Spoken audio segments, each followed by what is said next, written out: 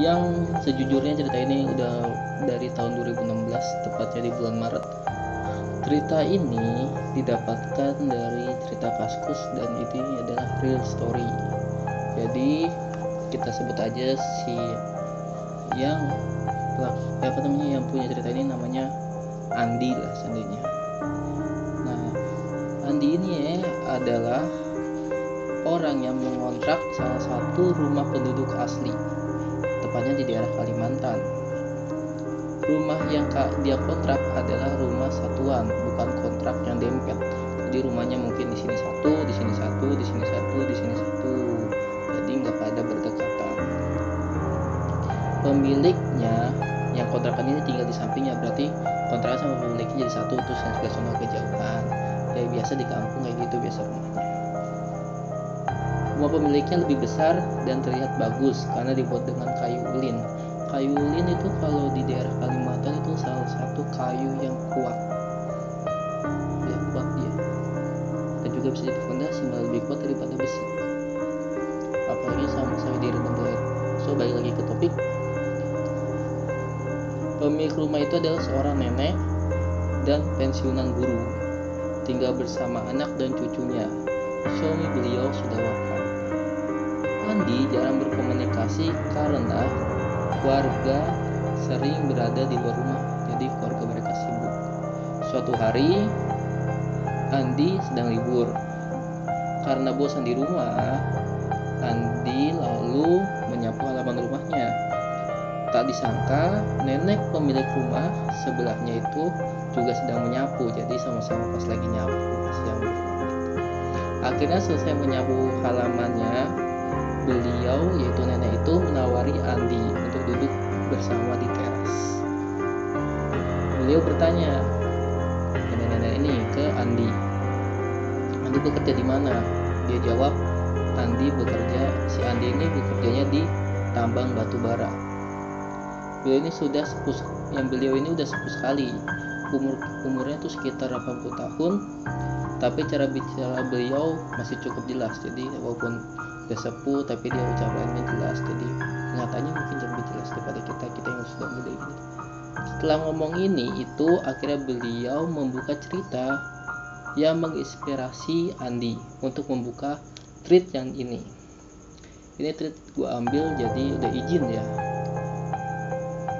Cerita ini tak pernah dia temukan di situs pencarian apapun, maupun di Google, Yahoo, dan lain-lain.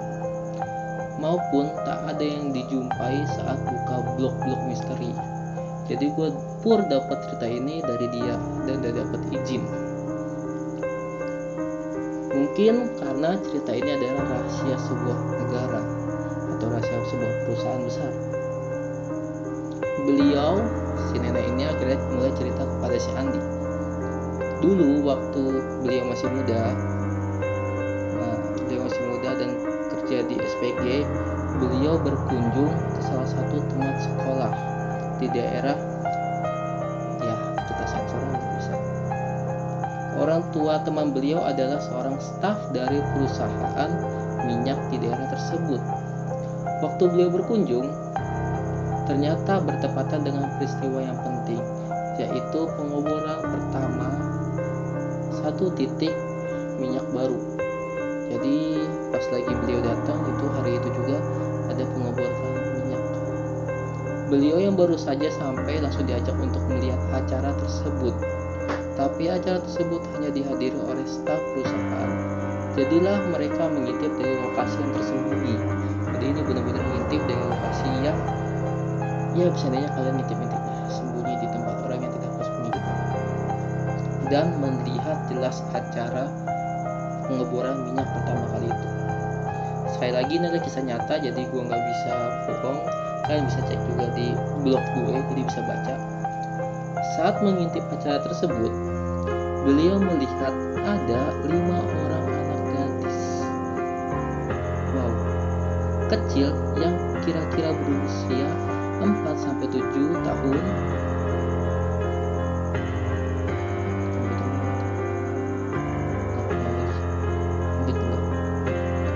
4-7 tahun memakai gaun pesta warna putih bersih memasuki area dibimbing oleh ayah temannya. Jadi ayah temannya ini membimbing sekitar 5 anak lah, 4 sampai 7 ke taman tersebut. Salah satu gadis kecil itu memakai pita bunga besar warna putih di kepala. Bisa kalian bayangkan? Temannya itu bilang itu adalah adiknya. Jadi teman yang nenek-nenek ini bilang itu adalah adiknya. Jadi ayahnya itu bawa adiknya itu ke tambang. Nah, temannya bilang itu adiknya, cantik kan, ayah membelikan baju gaun kemarin rupanya untuk acara ini, kata temannya. Jadi temannya ini kakaknya dari anak yang dikorbanin. Tapi kejadian itu tiba-tiba berubah menjadi horor.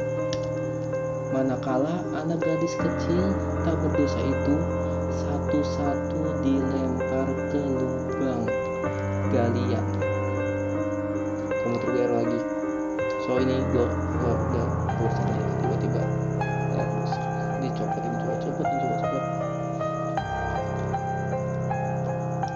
Dan mesin alat bor pun hidup. Anak-anak tak berdosa itu dihentak sampai hancur menggunakan alat bor yang seperti tuas. Ya, aku juga nggak tahu bentuknya kayak apa ya. Si Andi juga nggak tahu. Setelah dihentak berkali-kali, menyeburah minyak dari lubang yang diiringi oleh tepuk tangan daripada staf.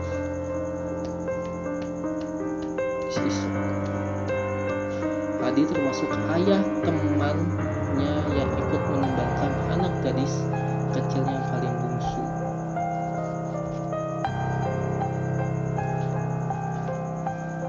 Beliau nggak melanjutkan cerita bagaimana selanjutnya. Beliau langsung lompat ke cerita saat beliau sudah pulang. Saya pun tak berpikir, jadi Andi pun tak berpikir untuk nanya karena masih shock. Jadi kita yang mau dengar kayak gitu mungkin juga masih shock. Dia bilang ke temannya itu tidak lagi masuk sekolah. Jadi anak yang dikorbanin itu akhirnya tidak pernah masuk sekolah kembali. Ayah dan temannya itu berhenti. Ayah temannya berhenti setelah kejadian itu dan pulang ke kampung. Tak lama kemudian, dan keluarga yang telah mengorbankan anak yang kecil tadi itu mendapatkan uang sebesar 75 juta. Zaman itu duit segitu itu gede loh. Jadi zaman 90 ke bawah mungkin ya. Anak sulung dari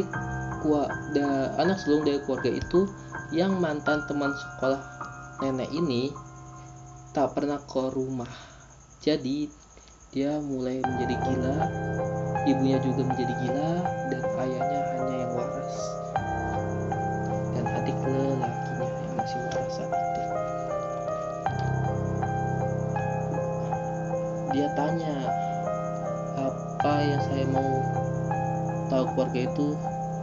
Jadi si Andi ini ternyata masih diceritain itu juga masih shock. Beliau bilang keluarga itu adalah keluarga yang punya rumah di ulin besar yang di ujung jalan. Jadi keluarga ini masih di sekitar situ. Jadi keluarga ini tidak pergi kemana-mana. Dan si Andi ini kebetulan juga kenal dengan keluarga itu. Anak laki-laki satu-satu keluarga itu anak laki-laki satu-satunya untuk keluarga itu dan satu-satunya yang masih waras sampai saat ini. Dan bapaknya itu akhirnya makin lama dan menjadi gila juga akhirnya. Ternyata setelah nanya sana sini, banyak yang tahu cerita model cerita seperti ini. Jadi orang sekitar situ udah mau mungkin lah gimana ya, mungkin sudah pada tahu lah cerita ini.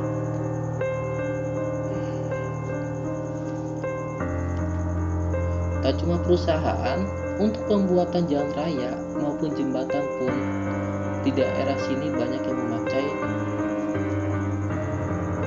tumbal. Anak kecil terutama. Jadi ini ya kita masih terjebak di dunia mistis. Jadi ya intinya tetap jaga iman. Saya sempat jumpa saksi hidup, yaitu seorang ibu rumah tangga. Jadi Sandi ini pernah bertemu salah satu ibu rumah tangga yang dulu waktu dia kecil sempat diculik untuk dijadikan tumbal, tapi berhasil melarikan diri. Sampai saat ini dia masih trauma melihat orang bawa sabit, karena penculik itu membawa sabit untuk menggorok leher anak-anak kecil itu lalu disusun di jalan yang akan dibangun. Jadi orang-orang rata-rata di sekitar situ pada tahu kalau pembangunan jalan situ menggunakan, kalian paham. Sedihnya pemerintah saat ini sampai tutup mata. Ya zaman modern gini masih ada yang pakai kayak gitu, ya gimana ya. Karena kalau menggunakan kata Om Ho ini, kalau menggunakan ilmu putih akan sangat lama, didoksirin dulu, dilain-lainin dulu, didoain. Sedangkan menggunakan ilmu hitam bisa mengejar target agar lebih cepat proses pembangunannya. Itulah cerita yang menurut gue kalau saat dulu gue pertama kali baca ini mungkin sangat kaget. Jadi gue juga tinggal di daerah yang ada jalannya sering ada ya begitu, jadi pahamlah kalian di daerah Bekasi, wilayah jalannya sering ada kecelakaan. So ini adalah cerita horor yang gue ceritain, bukan horor sih, ini kisah nyata. Jadi kita agar tetap jaga kewarasan kita, tetap jaga dengan kita, dan sampai jumpa. Jangan lupa like, subscribe, dan komen. Bye.